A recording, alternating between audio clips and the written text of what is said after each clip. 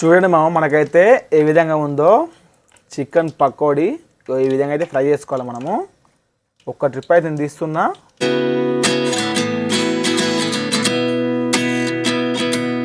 Hi మామ, నమస్తే, welcome back to our channel food on village. అందరికీ నమస్తే మామ.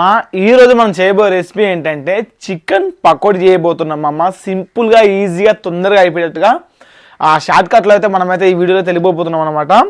టేస్టీగా మనం బజార్లో తీసుకుంటే ఒక 100 గ్రాముకు 50 రూపాయలు 60 రూపాయలు ఇట్లా ఉంటుంది అనమాట. ఒక 100 రూపాయలతోటి మనం అయితే అరకిలో చికెన్ పకోడా చేయబోతున్నాం. మరి ఏ విధంగా వస్తుందో వీడియో అయితే పూర్తిగా చూడండి. చూసే ముందు మీ సపోర్ట్ చిన్న లైక్ చేయండి. మరి ఏమాత్రం ఆలస్యం చేయకుండా వీడియోకి అయితే వెళ్ళిపోదాం. నేనైతే ఒక 1/2 కేజీ చికెన్ తీసుకున్నాం అమ్మ. ముక్కలు అయితే మనకు కొంచెం పెద్ద కొట్టించాను కదా, వీటిని మనం చిన్న కట్ చేసుకుందాం. ఇటువంటి బరిబొద్ద బొక్కలు ఇట్లా ఉంటే తీసేయండి, కానీ చిన్న బోన్స్ ఉంటాయి కదా, ఇటువంటి చిన్న బోన్స్ ఉంటే ఉంచండి. ఉంచుతూనే మనకైతే టేస్ట్ అయితే బాగుంటుంది అనమాట. మనం పకోడీ వేసుకొని తినేటప్పుడు ఆ బొక్కను కూడా నమిలి తింటే దాంట్లో ఉండే ఫ్లేవర్స్ మనం తిన్నా కొద్దీ టేస్ట్ బాగుంటాయి. ఖచ్చితంగా మీరైతే బోన్స్ అయితే చిన్న బోన్స్ ఉంటే ఉంచే విధంగా చూడండి. కాకపోతే ముక్కలు అయితే చిన్నగా మనం అయితే కట్ చేసుకోవాలి. అక్కడ కొట్టించిన విధంగానే మనం అయితే ఉంచకూడదు అనమాట. నేనైతే చిన్నగా ముక్కలు కట్ చేస్తున్నా. ఈ సైజు అయితే ఉండాలన్నమాట మనకైతే ముక్కలు. ఈ సైజు ముక్కలు ఉంటే మనకైతే పకోడీకి పర్ఫెక్ట్గా సెట్ అయిపోతుంది. చికెన్ని మనమైతే ఒకసారి నీట్గా కడుక్కుందామమ్మా. ఒక 2-3 సార్లు కడుక్కుందాం మంచిగా.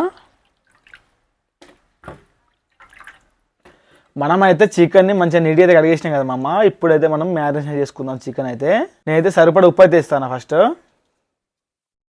కొద్దిగంత పసుపు, ఒక చిన్న చెక్క నిమ్మరసం. ఇప్పుడు మనం ఫస్ట్ మ్యారినేషన్ చేసుకుందాం మామ.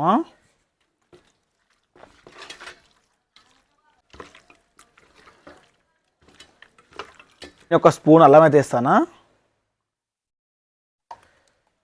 ఒక సగం స్పూన్ దాకా మిరియాల పొడి, ఒక స్పూన్ ధనియాల పొడి, ఒక 2 స్పూన్ల దాకా కారం, ఒక సగం స్పూన్ చికెన్ మసాలా,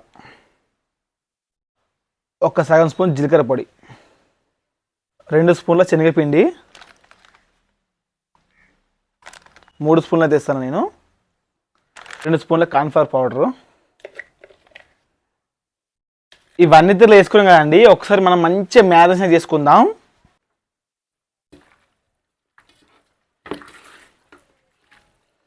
అన్ని ముక్కలకు మనం వేసిన మసాలా కానీ కారం కానీ పర్ఫెక్ట్గా ఖచ్చితంగా అన్నిటికి వచ్చేటట్టుగా మనం కలుపుకోవాలి.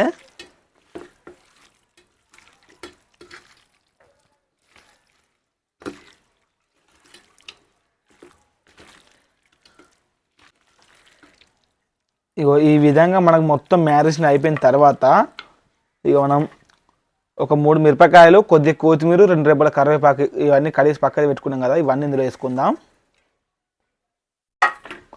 మంచిగా కలుపుకోవాలి మళ్ళీ ఒకసారి ఇవన్నీ పట్టేటట్టు.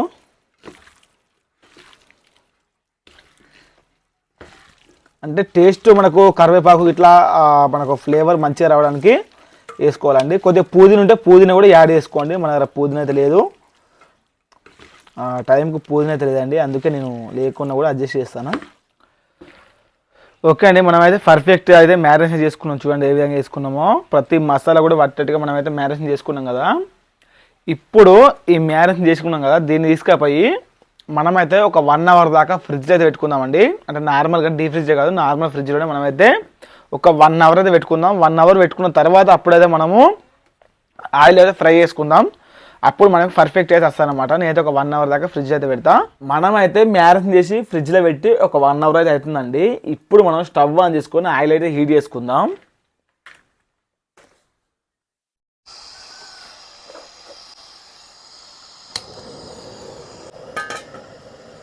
ఆయిల్ అయితే పోస్తాను నేనైతే.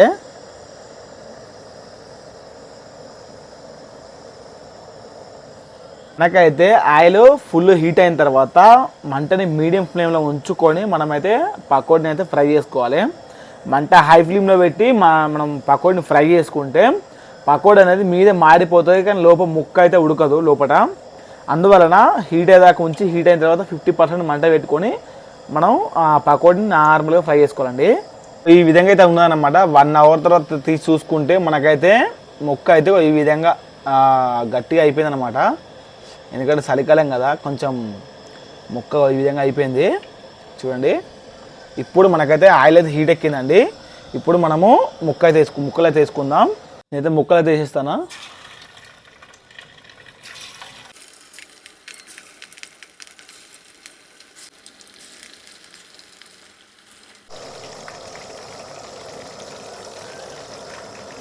ఒక్కసారి మనం గరిటె విడి కలుపుకుందామండి ముక్కల్ని.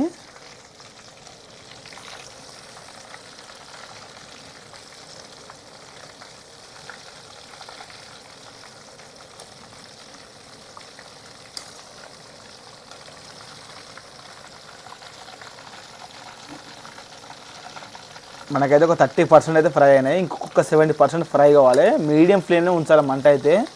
హై ఫ్లేమ్లో పెడితే మాడిపోతాయి ముక్కలు అయితే. మనకైతే ఫ్రై దగ్గరికి వచ్చేసిందండి. 90% అయితే ఫ్రై అయిపోయింది మనకైతే. ఇప్పుడు మనమైతే ముక్కలు తీసుకుందాం. ఒక ట్రిప్ అయితే తీసుకుందాం మనం ఫ్రై.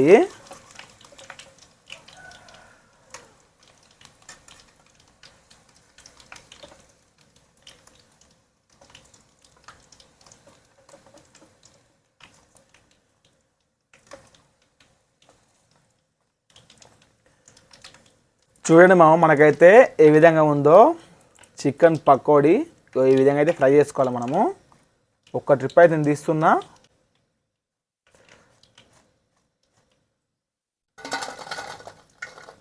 ఈ కరివేపాకును కూడా మంచిగా తీసేయండి. ఓవరాల్గా చూడండి మామ, మనకైతే చికెన్ పకోడీ ఏ విధంగా అది వచ్చేసిందో చూస్తూ ఉంటే తినాలనిపిస్తుంది మామ. ఆ విధంగా అయితే ఉన్నది చికెన్ పకోడీ. దీన్ని అయితే మనం ఒకసారి టేస్ట్ అది చూద్దాం. చూసిన తర్వాత మీకు ఏ విధంగా వచ్చింది అనేది మీకు అది చెప్తా. ఇప్పుడు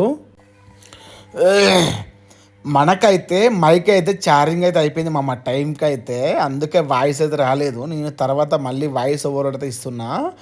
టేస్ట్ అయితే మనకైతే ముక్క తిన్న కొద్దీ తినాలనిపించే టేస్ట్ అయితే ఉంది.